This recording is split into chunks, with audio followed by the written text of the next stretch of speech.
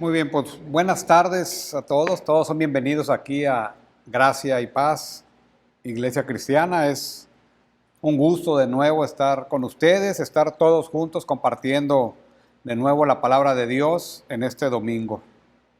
Y bueno, las buenas noticias que tenemos es que lo más probable es que el próximo domingo ya podamos estar reunidos aquí en la iglesia. Se van a dar indicaciones muy específicas para tener un regreso seguro y ordenado. Entonces esté al pendiente de las indicaciones que se van a dar para que las cumpla al pie de la letra y no vayamos a tener, Dios mediante, ningún incidente, ¿verdad?, que lamentar. Entonces la idea es que regresemos seguros y ordenados, ¿verdad?, con la bendición de Dios, y va a ser un gusto estar en persona de nuevo todos juntos, teniendo comunión los unos con otros, como ya hemos comentado, guardando pues la sana distancia, las medidas que nos cuiden. Hay que cuidarnos unos y otros, ¿verdad? Muy bien, vamos a continuar con nuestra enseñanza del libro de Efesios. Vamos a ir al capítulo 2. Entonces, abran sus Biblias en el capítulo 2 de Efesios. Romanos 9:17 dice Pablo: porque la Escritura dice a Faraón, para esto mismo te he levantado, para mostrar en ti mi poder y para que mi nombre sea anunciado en toda la tierra. Dios usó a Faraón para mostrar su poder, mostrar su gloria en toda la tierra. Recuerden que Pablo está citando aquí Éxodo 9:16 en el contexto pues de la liberación del pueblo de Dios, del pueblo de Israel, de la esclavitud de Egipto y llevarlos con rumbo a la tierra prometida.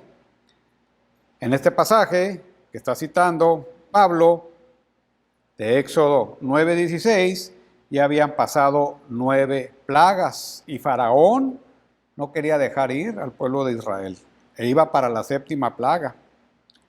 Dios pudo eliminar a Faraón desde la primera plaga. Es más, no ocupaba ninguna plaga para eliminarlo. Pero utilizó el corazón endurecido de Faraón para mostrar su poder, como bien dice este pasaje, y para obrar también en favor de su pueblo. Y de este y otros pasajes aprendemos que Dios obra de diferentes maneras para manifestar su gloria primeramente y para beneficiar a su pueblo. El pasaje que hoy nos ocupa en Efesios 2 es una manera maravillosa de obrar en favor de sus escogidos, una manera maravillosa de cómo Dios obra a través de su poder en favor de sus escogidos. Veremos pues en este pasaje 3 aspectos de la obra de Dios en Cristo. 3 aspectos que nos estimulan a vivir una vida que honre a Dios. 3 aspectos: vida espiritual, salvación y propósito. Vamos pues ahí a Efesios 2, vamos a leer del versículo 4 al versículo 10. Dice la palabra de Dios: pero Dios, que es rico en misericordia, por su gran amor con que nos amó, aun estando nosotros muertos en pecados, nos dio vida juntamente con Cristo. Por gracia sois salvos. Y juntamente con Él nos resucitó y asimismo nos hizo sentar en los lugares celestiales con Cristo Jesús, para mostrar en los siglos venideros las abundantes riquezas de su gracia en su bondad para con nosotros en Cristo Jesús. Porque por gracia sois salvos por medio de la fe. Y esto no de vosotros, pues es don de Dios.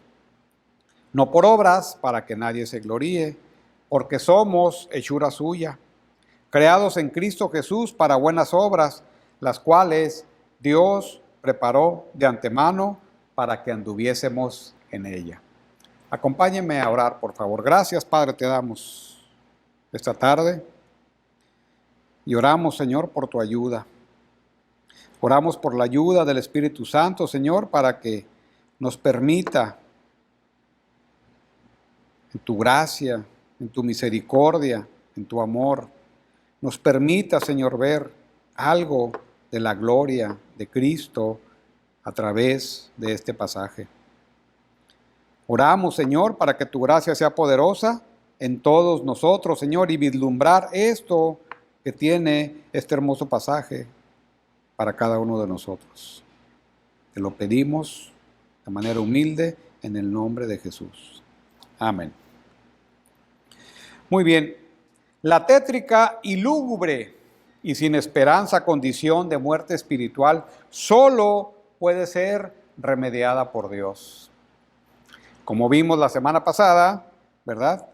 Muerte sin Cristo, muerte espiritual, esclavitud y condenación. Y bueno, el poder de Dios obra y el propósito de Dios se va a cumplir. Versículo 4, primer punto, vida espiritual con Cristo. Pero Dios, que es rico en misericordia, por su gran amor con que nos amó. Y yo quiero que vea esto de lo que vimos la semana pasada del versículo 1 al 3, el contraste que hay a partir de ahora. Pero Dios, Pablo se ha referido a la muerte espiritual, a la condición de esclavitud y a la condenación como producto de pecado heredado de Adán, de nuestra naturaleza pecaminosa heredada de Adán. Y aquí viene el contraste a partir del versículo 4. Pero Dios ha manifestado su carácter a través de su bondad para traernos de muerte a vida. Estábamos muertos en delitos y pecados, pero Dios. Estábamos esclavizados al mundo, al diablo y sus demonios, y condenados. Pero Dios. Estábamos esclavizados a los deseos de la carne y de nuestros pensamientos. Pero Dios. Éramos objetos de su ira. Ahora somos objetos de su misericordia y de su gran amor con que nos ha amado. Pero Dios, que es rico en misericordia, por su gran amor con que nos amó. Primera de Juan 4:9 dice, en esto se mostró, que también se puede leer, en esto se manifestó el amor de Dios para con nosotros. Envió a su Hijo para que vivamos. Primera de Juan 4:10, en esto consiste, que también se puede leer, en esto es el amor, que envió a su Hijo como propiciación. Él aplaca la ira de Dios, el Hijo. Cristo es nuestra propiciación. Entonces, mediante tres acciones y solo por su misericordia y por su amor, como bien dice este versículo, Dios manifiesta su poder a nuestro favor. Y a través de eso nos colma de abundantes bendiciones, presentes y futuras. Y eso es lo maravilloso de este pasaje. Pero Dios ha actuado en favor de nosotros.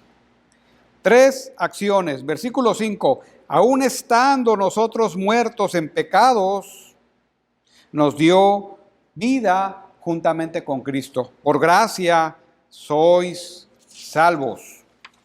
Entonces yo quisiera que en su Biblia subrayara o iluminara en el versículo 4, pero Dios.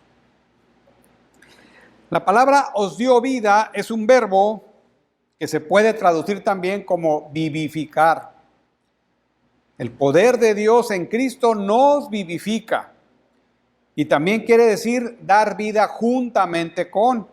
En el contexto de este versículo es dar vida juntamente con Cristo.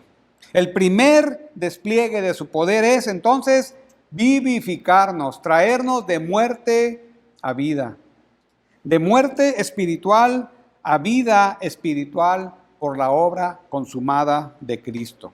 Esta obra es aplicada al muerto espiritual y lo trae a la vida. Y esta idea también está en Colosenses, capítulo 2, versículo 13. Y a vosotros, estando muertos en pecados y en la incircuncisión de vuestra carne, os dio vida juntamente con él, refiriéndose a Cristo, perdonándoos todos los pecados. Y bueno, esta asociación del perdón de pecado en Cristo y la vida espiritual es traída aquí también en Colosenses. Así como Cristo murió y luego fue vivificado por el poder de Dios, fue levantado de la muerte, así mismo nosotros. Es el mismo poder y la misma operación de muerte a vida. El mismo poder que operó en Cristo. Y es solo por gracia, dice Pablo aquí en el versículo 5, por gracia sois salvos. Bueno, entonces somos salvados, somos vivificados, salvados de la muerte por el puro afecto de la voluntad de Dios. Por misericordia, por su gran amor con que nos amó y por su gracia. Y eso implica que nosotros no hicimos absolutamente nada. El hecho es que estábamos muertos espiritualmente, no podíamos hacer nada hasta que el poder de Dios a través de la obra de Cristo opera para traernos a vida. Dios pues toma la iniciativa en su amor y nos vivifica. Y eso es pura gracia. Versículo 6. Y juntamente con él nos resucitó. Bueno, quisiera que subrayara o iluminara en el versículo 5, nos dio vida. Bueno, ¿de qué manera nos vivificó? De dos maneras. Nos resucita y nos hace sentar. Y es la explicación de cómo fue que nos vivificó. Versículo 6. Y juntamente con él nos resucitó. Bueno, ahora aquí la palabra resucitar no se está refiriendo a una resurrección física, en un cuerpo físico. Eso será más adelante. Ahorita se está refiriendo pues a esa vida espiritual. Estamos unidos a Cristo a través de la resurrección de Cristo. La palabra sineigeró, resucitar, significa resucitar con o juntamente con. Y tiene el mismo sentido que os dio vida o nos dio vida juntamente con, en este caso, Cristo. El poder de Dios nos resucita entonces juntamente con Cristo. Y Pablo ha usado esta palabra en otros escritos, en otras cartas. 3 veces la usa en el Nuevo Testamento. En Colosenses 2:12 dice, sepultados con él en el bautismo, en el cual también fuisteis resucitados con él, mediante la fe en el poder de Dios que le levantó de los muertos. Es la misma idea de este pasaje. Colosenses 2:12. Y la otra es Colosenses 3:1, esa sería la tercera. Si pues habéis resucitado con Cristo, buscad las cosas de arriba, donde está Cristo sentado a la diestra de Dios. Bueno, y aquí hay una aplicación.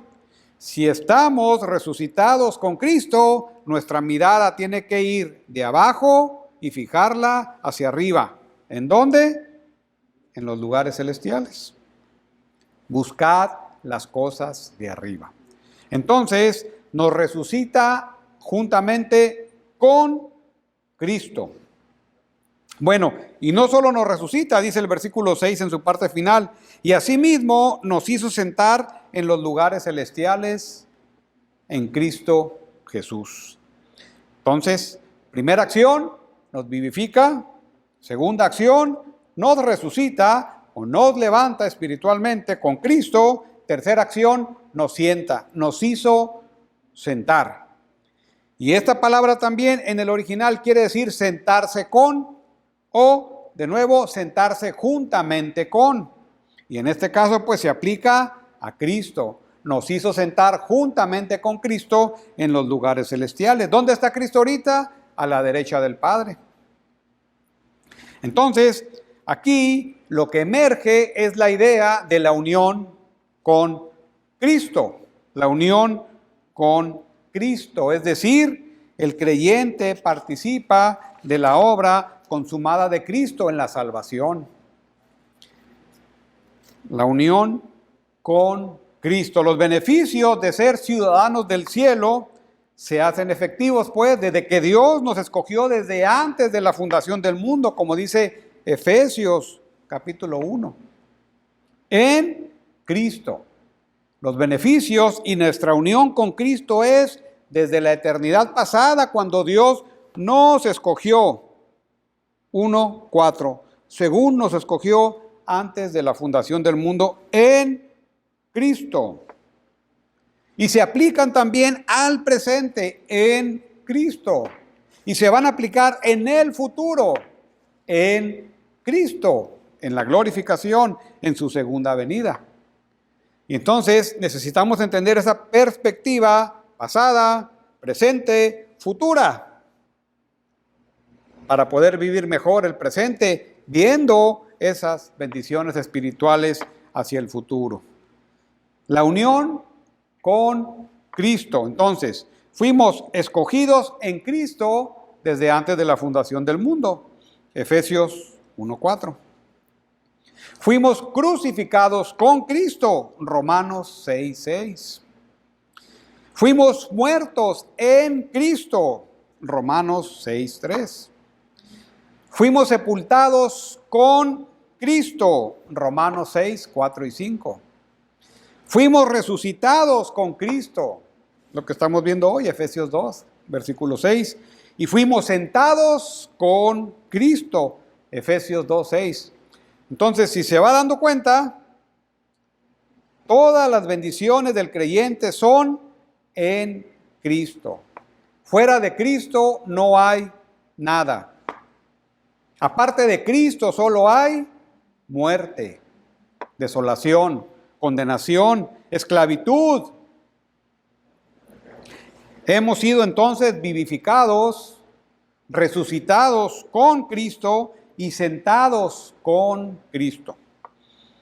Ahora, bajo ese contexto maravilloso de la unión con Cristo y los beneficios que de ello emanan, tenemos el poder y tenemos la autoridad, pero también tenemos responsabilidades. Dos implicaciones emergen también de la unión con Cristo para nosotros en este momento, en nuestra vida presente. Y primero es poner la mira en las cosas de arriba. O sea, en otras palabras, desear lo que Cristo desea, desear lo que Dios desea. Y bueno, ¿cómo aplica esto? El ser resucitados en Cristo, el estar sentados con Cristo, ¿verdad? La unión con Cristo tiene implicaciones y es una realidad.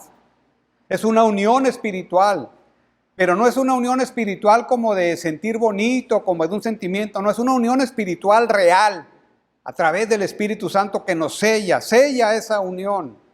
Es indisoluble. Nadie nos va a poder apartar del amor de Cristo. Eso es lo hermoso de esta doctrina de la unión con Cristo. Y bueno, esa implicación entonces es desear lo que Cristo desea. Si me amas, mi palabra guardarás. Ya no eres ciudadano de la tierra, eres ciudadano del cielo, celestial. Y eso lleva responsabilidad. Y entonces, ¿cómo es esto? Una ilustración de una anécdota personal, ¿verdad? Como muchos de ustedes saben, mi esposa y yo, mi esposa Gaby y yo, nos fuimos a hacer nuestra especialidad médica a la Ciudad de México, ya hace algunos años. Ahí vivimos en la Ciudad de México varios años. Para los que no conocen bien la geografía, bueno, de México pues, México está como a 3,000 kilómetros de aquí de Mexicali, es el centro del país. Y ahí estuvimos algunos años. Y entonces el efecto de la vida en la Ciudad de México fue un tanto diferente en mi esposa y en mí.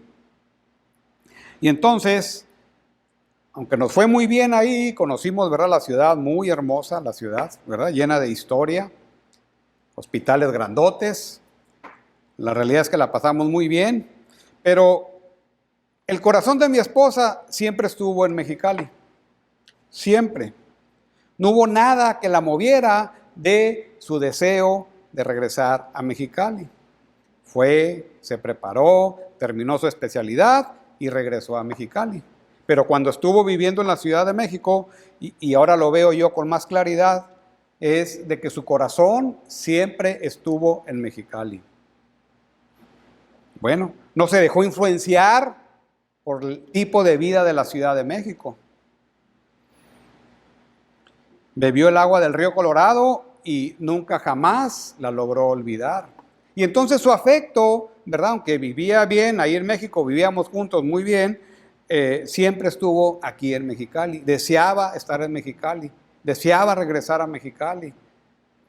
Y influencias que tuvo en la Ciudad de México, prácticamente ninguna.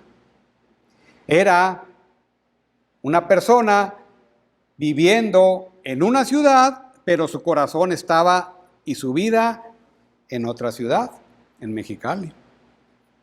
Y entonces nuestra unión con Cristo, el ser resucitados y estar sentados, es tener los afectos también que Cristo tiene. Entonces, al punto al que quiero llegar es que en nuestra unión con Cristo, ¿verdad?, aunque vivimos aquí en la tierra, en Mexicali, por cierto, aquí en la tierra, nuestros afectos deben de estar en el cielo. Y eso es lo mismo que le pasaba a mi esposa. Aunque vivía en la Ciudad de México, sus afectos, sus emociones, sus deseos estaban en Mexicali. De la misma manera nosotros, ¿verdad?, ahora que estamos en Cristo, nuestros afectos, aunque estamos en la tierra, en el mundo, deben de estar en el cielo, deseando, anhelando ir al cielo, regresar al cielo, estar con Cristo de manera presencial.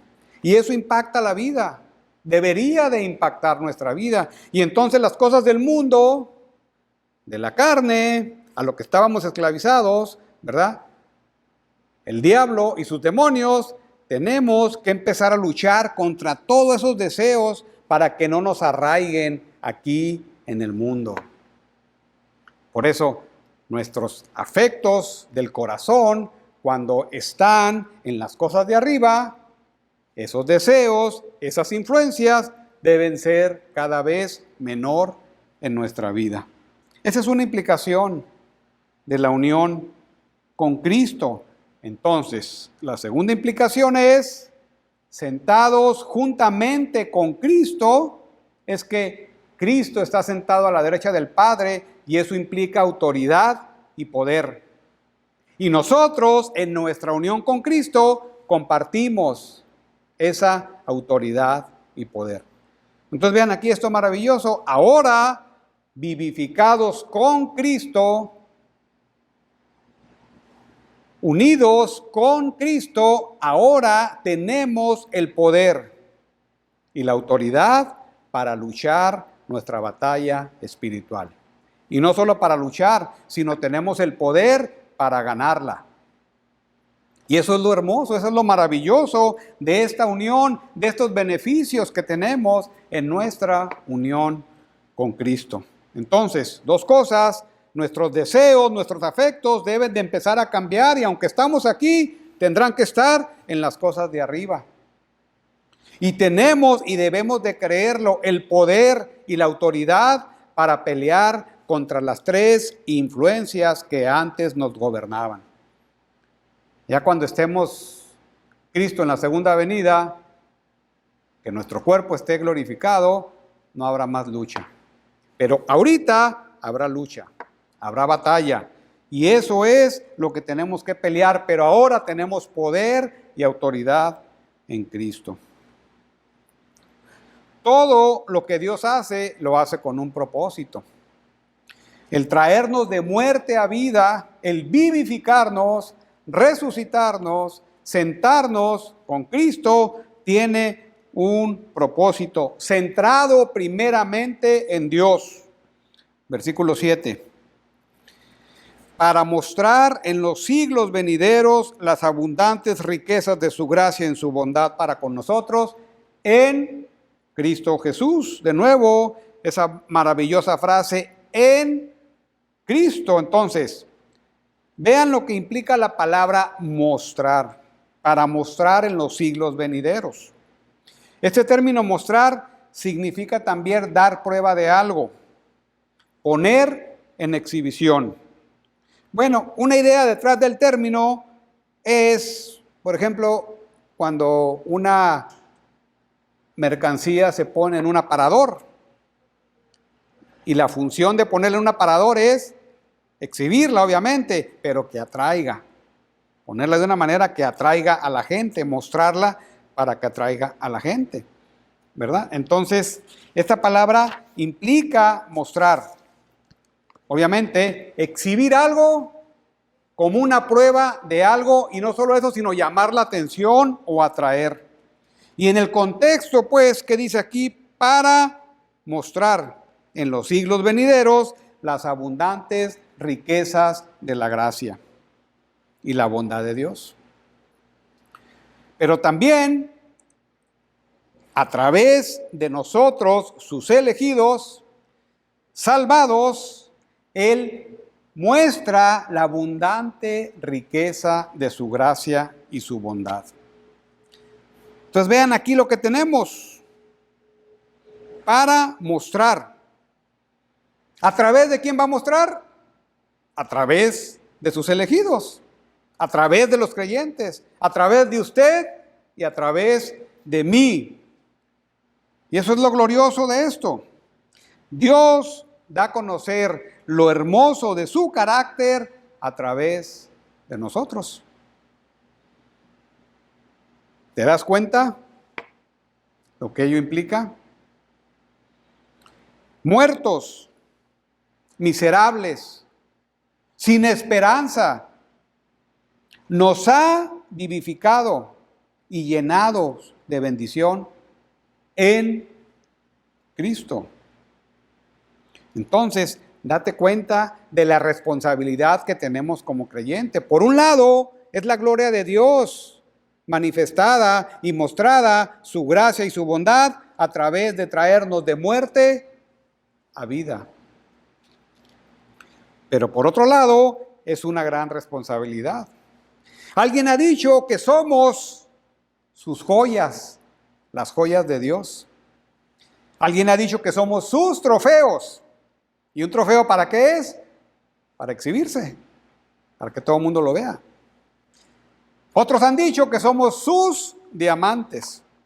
Dice Isaías 61, levántate, resplandece porque ha venido tu luz y la gloria de Jehová ha nacido sobre ti. Le dice a su pueblo, al pueblo de Sión, esa gloria futura que le espera, ¿verdad? Al pueblo de Sión, en la ciudad de Sión.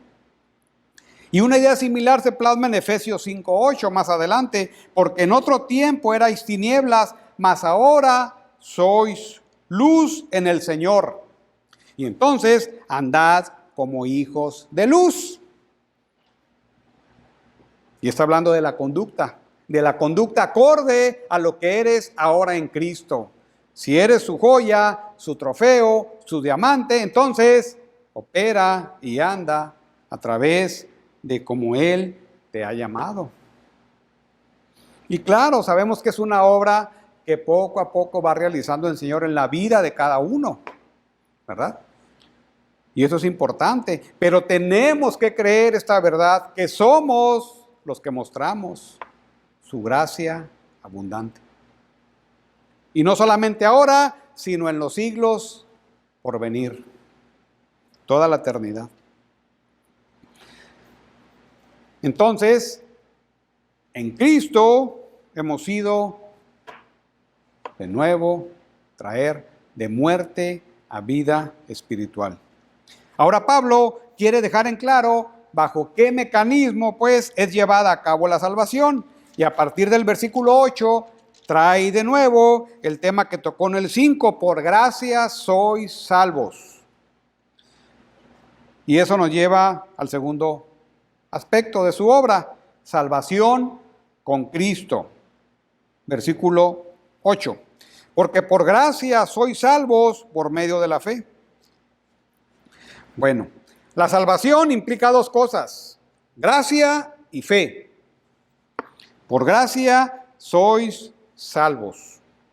Bueno, ¿qué nos está diciendo Pablo? Que la operación del poder de Dios en un muerto espiritual, de traerlo de muerte a vida, de resucitarlo y de sentarlo con Cristo, toda esa obra de salvación es por pura gracia. Bueno, ya quedamos que gracia es un regalo. Es un regalo que no ocupas hacer nada, solo recibirlo. Un regalo pues inmerecido, como alguien lo ha definido. Es algo que se recibe sin ningún mérito de la persona a la cual va dirigido. Ahí es Dios aplicando, ¿verdad?, su bondad manifestada en su misericordia, en su amor, ahora a través de la gracia. Y la salvación entonces decimos que es por gracia, que también quiere decir que no hay nada que podamos hacer como muertos espirituales para salvarnos, a menos que opere el poder de Dios por gracia.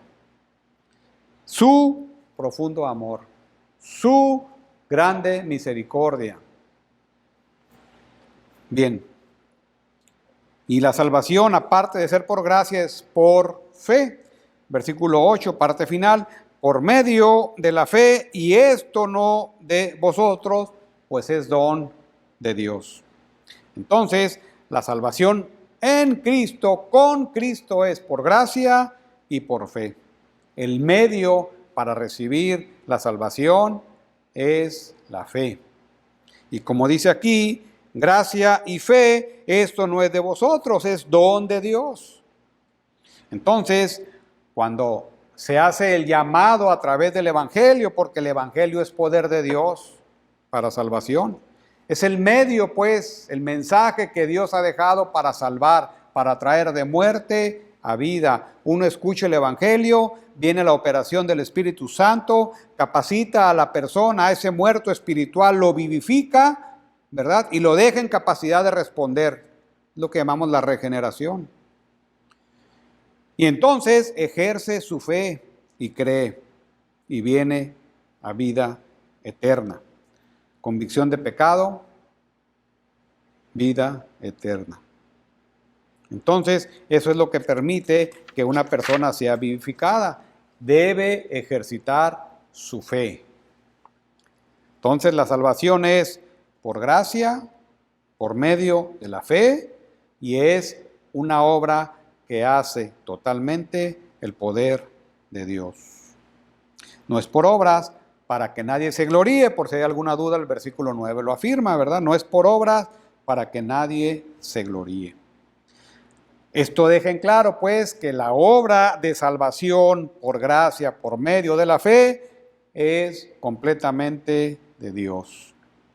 No hay obra humana, ninguna obra humana que pueda valer ante Dios o que tenga ese poder de levantar a un muerto a la vida. Habíamos comentado que no es cuestión de hacer sumas y restas entre obras buenas y obras malas, porque a final de cuentas el resultado será separados de Dios, muerte espiritual. Y bajo esa perspectiva, muerto, esclavo y condenado. Y la única manera que recibas vida es en Cristo. Necesitas reconocerte pecador, clamar por perdón a Cristo, y entonces que Dios opere en tu corazón para que vengas de muerte a vida a través de Cristo. En su muerte, crucifixión, sepultura, resurrección y ascensión. Es el poder del Evangelio. muerte a vida. Bien, entonces, Dios nos da vida con Cristo. Nos salva o hay salvación con Cristo. Dios ha manifestado su poder entonces para vivificarnos y salvarnos, pero hay otra razón por la cual manifiesta su gracia, aparte de cualquier mérito humano. Y ahí viene el tercer punto, que es el propósito con Cristo. Versículo 10. Porque somos hechura suya, creados en Cristo Jesús para buenas obras, las cuales Dios preparó de antemano para que anduviésemos en ellas. Bueno, y también quisiera que subrayara en su Biblia o iluminara en su Biblia, en el versículo 6, nos resucitó y nos hizo sentar. Y en el versículo 7 que subraye para mostrar. Y en el versículo 8 que subraye porque por gracia sois salvos. Bien, el propósito con Cristo de toda esta obra, porque somos hechura suya, creados en Cristo Jesús. Y aquí hay también manifestación de la gloria de Dios en Cristo, en nosotros. Entonces, podemos decir que primero se ocupa de nosotros, porque aquí dice el versículo, somos hechura suya. Y quiero que vea algo aquí. La palabra hechura deriva del original poema. De hecho, hay una editorial que se llama Poema, que viene luego aquí a la iglesia a vender libros. Poema. De donde deriva la palabra en español poema. Esta palabra significa algo que es hecho. Pero no solo eso, también tiene una connotación de algo hecho especialmente. Pero tampoco no solo eso, tiene una connotación de algo hecho especialmente y que se aplica también al campo de las artes, o sea, algo artístico, una pieza artística, una manualidad hermosa, hecha especialmente, una pieza de alfarería, por ejemplo, hecha con todo detalle, con todo amor, una obra de arte. Y es por ello que si usted lee la Nueva Traducción Viviente, una traducción en español de la Biblia, dice este versículo 10, pues somos la obra maestra de Dios, porque aplica ese significado a la palabra poema, obra maestra, porque somos hechura suya, dice el versículo 10, porque somos la obra maestra de Dios. Entonces, vea lo que hay aquí, o sea, en Cristo somos creados, dice el versículo, en Cristo Jesús somos creados nuevos. Y no solamente somos creados nuevos, sino somos creados de una manera especial, de una manera particular, por el poder de Dios en Cristo. Entonces, dice aquí Colosenses 1:16, porque en Él fueron creadas todas las cosas. Y todas las cosas que fueron creadas de la nada. En ese sentido, somos creados de nuevo completamente en Cristo. Es la misma palabra de Colosenses 1:16.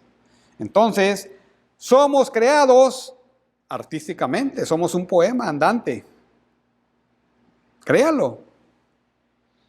Y somos creados nuevos. 2 Corintios 5:17. Búsquelo, que no se lo olvide. 5.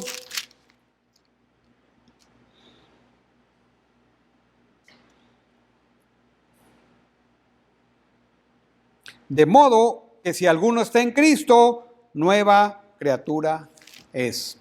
Que no se lo olvide. Entonces, no solo somos creados de nuevo, sino somos creados de una manera especial por parte de Dios en Cristo. ¿Para qué? Para buenas obras, las cuales Dios preparó de antemano para que anduviésemos en ellas. Parte final del versículo 10. Entonces, Dios se ocupa de nosotros y Dios obra mediante nosotros, porque dice el versículo aquí que somos hechos, creados para buenas obras, las cuales Dios preparó de antemano. Y entonces aún nuestras buenas obras vienen de Dios. Dios pone el querer como el hacer. En Cristo, pues, somos creados con el propósito de glorificar a Dios, de dar fruto, fruto abundante, como el fruto del Espíritu en Gálatas 5, 22, 26, ¿verdad? Las obras del Espíritu. Él opera, entonces, mediante nosotros. Nos vivifica, nos salva con un propósito para buenas obras. Entonces Dios fija un estándar para la vida del creyente. Y eso lo hace desde el pasado, desde que nos escoge. Ahora lo vivimos en el presente y lo completaremos en el futuro. Dios nos da la capacidad para hacerlo. Ahora tenemos el poder y la autoridad para hacerlo. Y vea el privilegio que eso conlleva. O sea, somos el trofeo de Dios. Somos su poema andante. Somos su obra artística para mostrar las riquezas de su gracia. Ese es un privilegio y una gran responsabilidad. Y entonces la gloria de Dios en Cristo se manifiesta de esa manera al ejercer su poder sobre un muerto espiritual como éramos nosotros, a una vida espiritual. Y nos llena de bendiciones. ¿Para qué? Para que a través de nuestras buenas obras, ¿verdad?, mostremos la gloria de Dios. Y es una responsabilidad ahora de nuestra generación. Y quiero que subraye finalmente en el versículo 10, porque somos hechura suya. Y entonces si se fija, y subrayó su Biblia, y no quiero que se le olvide, en el versículo 4, pero Dios. En el versículo 5 nos dio vida. En el versículo 6 nos resucitó y nos hizo sentar. En el versículo 7, para mostrar. En el versículo 8, porque por gracia sois salvos. Y en el versículo 10, porque somos hechura suya. Ese es el resumen de este pasaje. Y cuando lleguemos al capítulo 4, yo quisiera que cuando empiece a leer, yo pues preso en el Señor, os ruego que andéis como es digno de la vocación con que fuiste llamados, regrese al capítulo 2 y relea lo que subrayó. Porque no se le olvide, y que no se me olvide, y que no se nos olvide que lo que Pablo está haciendo ahorita en los primeros 3 capítulos es enseñarnos las bendiciones que tenemos en Cristo. La posición que tenemos en Cristo. ¿Para qué? Para que no se nos olvide cuando lleguemos al capítulo 4 en la vida práctica del creyente. ¿Cómo se debe conducir el creyente? ¿Cuáles son esas buenas obras que habla aquí en el versículo 10? Las cuales Dios preparó de antemano. Y entonces, por eso quiero que lo subraye, lo ilumine, y cuando llegue al capítulo 4, al capítulo 5 y al capítulo 6, regrese y léalo. Y se motive a las buenas obras, porque ya tenemos los elementos, tenemos la capacidad, tenemos el poder, tenemos la autoridad para hacerlo. Bueno, como hemos visto en esta sección, hemos apreciado, y espero que lo hayamos logrado, ¿verdad?, el contraste entre la muerte espiritual y la vida espiritual. El contraste entre lo que no teníamos como muertos espirituales y lo que ahora tenemos en nuestra vida espiritual con Cristo, por su misericordia, por su amor y su gracia. La gloria de Dios, pues, se muestra más claramente a través de este pasaje, a través de su obra en nosotros. Ahora, ¿qué nos corresponde hacer? Bueno, vivir nuestras vidas, conducir nuestras vidas de una manera tal que honre en todos sentidos a Dios. De una manera tal que sea digno de la vocación con que fuisteis llamados, dice el capítulo 4, versículo 1. Somos sus trofeos, sus joyas, sus diamantes, pues. Entonces, esforcémonos y seamos valientes para cumplir con nuestra responsabilidad como creyentes, con una vida virtuosa, llena de buenas obras, como producto de ese poder de Dios que ya ha sido entregado a nosotros.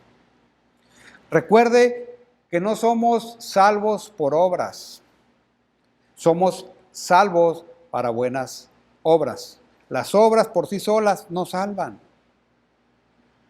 pero el que es creyente, que ha sido traído de muerte a vida espiritual, su fe la va a mostrar por obras, como dice Santiago 2. Entonces, una vida virtuosa, colmada de buenas obras, que den gloria al nombre de Dios en Cristo. Medite, piense y regrese. Cuando vayamos avanzando en esta carta, regrese a esta sección, regrese a este pasaje y anímese a hacerlo. Bien, oremos. Gracias, Padre, te damos por tu palabra, Señor, que es algo maravilloso lo que tú has hecho, Señor, el traernos de muerte a vida. Ahora ayúdanos, Señor. Ayúdanos primeramente a creerlo. Ayúdanos a guardar y atesorar estas verdades en nuestro corazón. Y ayúdanos también, Señor, en tu poder y con tu autoridad, a conducir nuestra vida mediante buenas obras que te glorifiquen solamente a ti, Señor, y que seamos atractivo a los perdidos. Ayúdanos, Señor, porque sin tu ayuda no podemos hacer nada. Que tu nombre sea exaltado con nuestra vida. Que tu nombre sea glorificado. En Cristo Jesús. Amén. Bien, pues gracias por su atención en este domingo. Les deseamos que tengan una buena comida, que medite en estas verdades y que Dios mediante, pues, el próximo domingo, que se haga realidad el que podamos volver de manera presencial, pero también de manera ordenada y segura a nuestra iglesia cristiana, Gracia y Paz. Pase buena tarde.